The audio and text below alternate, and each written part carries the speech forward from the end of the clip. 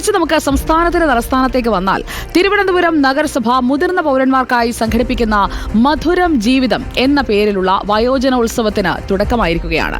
സായാഹ്ന നടത്തം മേയർ ആര്യ രാജേന്ദ്രൻ അല്പസമയം മുൻപ് ഫ്ളാഗ് ഓഫ് ചെയ്തു. കോർപ്പറേഷൻ മുതൽ മാനവീയം വീഥി വരെയായിരുന്നു സായാഹ്ന നടത്തം. പുത്തരിക്കണ്ട മൈതാനം, യൂണിവേഴ്സിറ്റി സ്റ്റേഡിയം, മാഞ്ഞാലിക്കുളം മൈതാനം, ശംഖുമുഖം, IRC ഇൻഡോർ ഗ്രൗണ്ട് എന്നിവിടങ്ങളിലായി നടക്കുന്ന ഈ പരിപാടി 16-ാം തീയതിയാണ് അവസാനിക്കുക. അഷിൻ ഡിയാഗോയുടെ റിപ്പോർട്ടിലേക്ക്. തിരുവനന്തപുരത്ത് വീണ്ടും ഒരു കലാമേള ഒരുങ്ങുകയാണ്. തിരുവനന്തപുരം കോർപ്പറേഷന്റെ നേതൃത്വത്തിലാണ് ഈ കലാമേള നടത്തുന്നത് എന്നുള്ളതാണ്.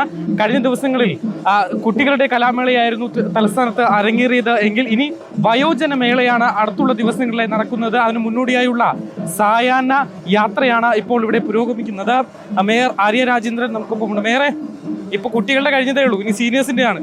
അതെ, നമ്മുടെ നഗരം എല്ലാ തരത്തിലും എല്ലാ പ്രായത്തിലുമുള്ളവരെ സ്വീകരിക്കുന്നു എന്നതിന്റെ ഉദാഹരണം കൂടിയാണ്.